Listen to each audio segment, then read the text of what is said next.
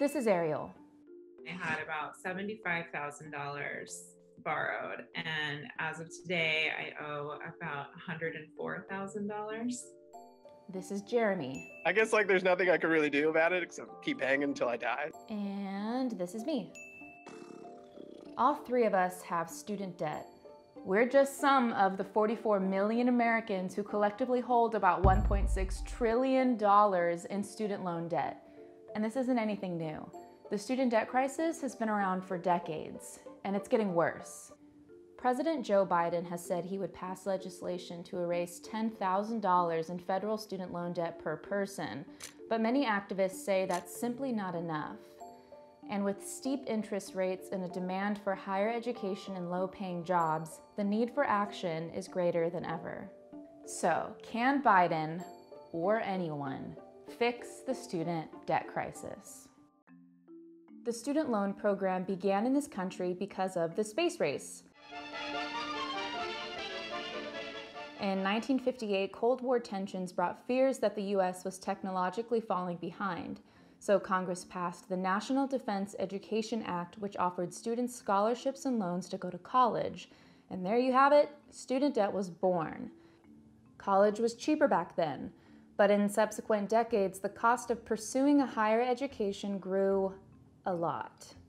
In 1996, the average amount of student debt among graduates was about $12,000. 20 years later, that amount has more than doubled to about $30,000. With college being less affordable, student loans became a necessity for many people.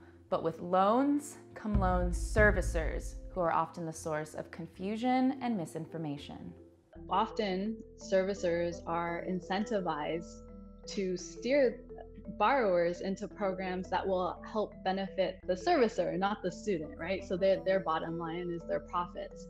And so what we've seen is that there was a lack of servicers steering students into the right income-based repayment programs. And so they have given inaccurate or not transparent information to borrowers.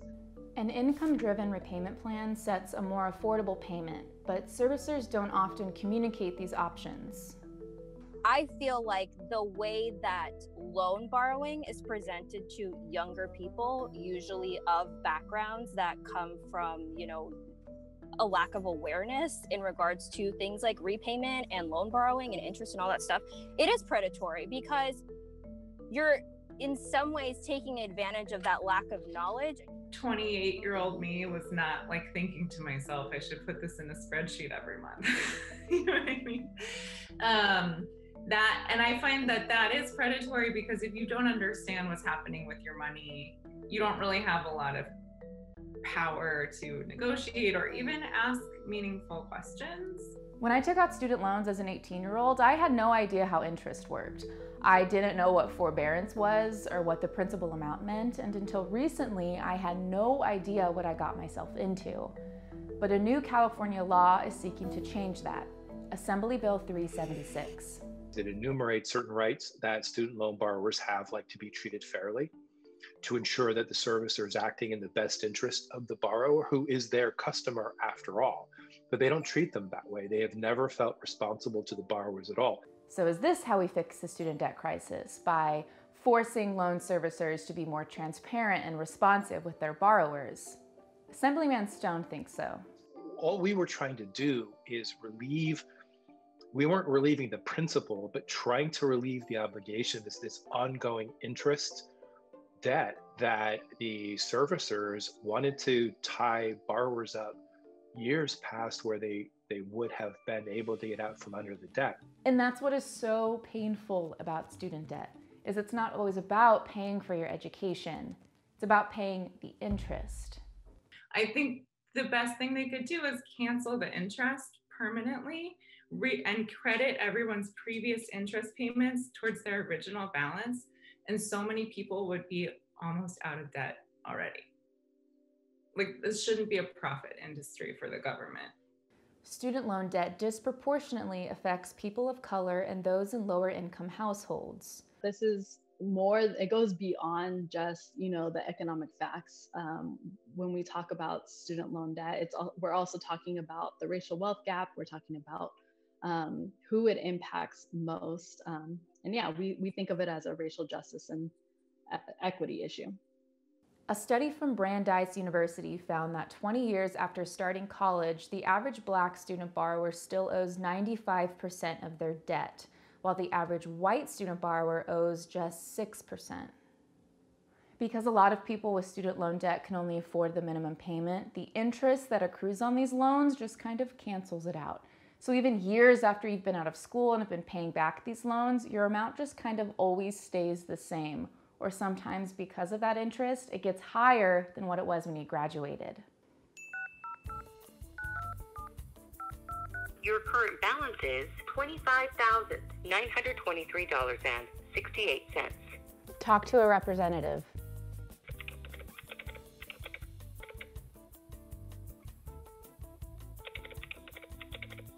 Is there anything else I can help you with? Talk to a representative. I'm looking at what I owe on my loans right now, but I was wondering if you could tell me how much my balance was when I made my first payment 3 years ago. $26,620. That's because of interest? Yeah. All right, let's pause here for a second and do some math. After graduating college, my loans were $26,620.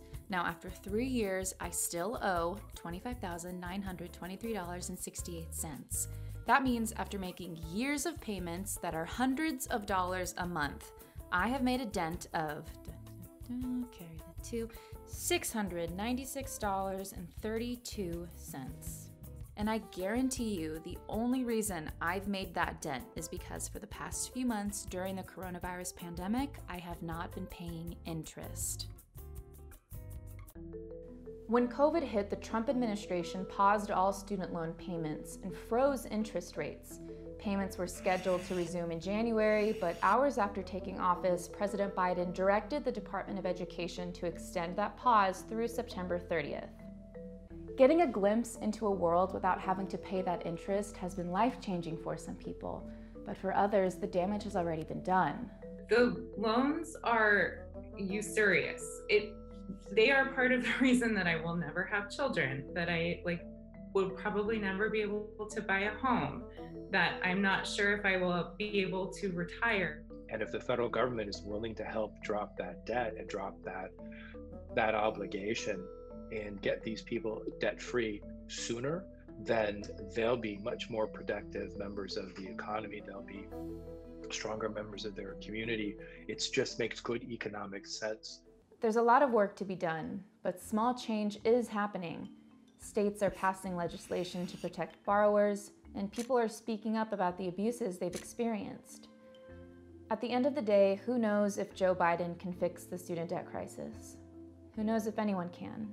When I went to college, I had to take out student loans. That was my only option.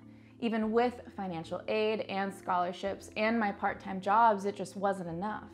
And I know so many people are in the same position I was. It's easy for the 44 million people like me to feel hopeless about their student debt. But I try to have hope that maybe someday, if more protections are put into law and people keep speaking up, things just might be different.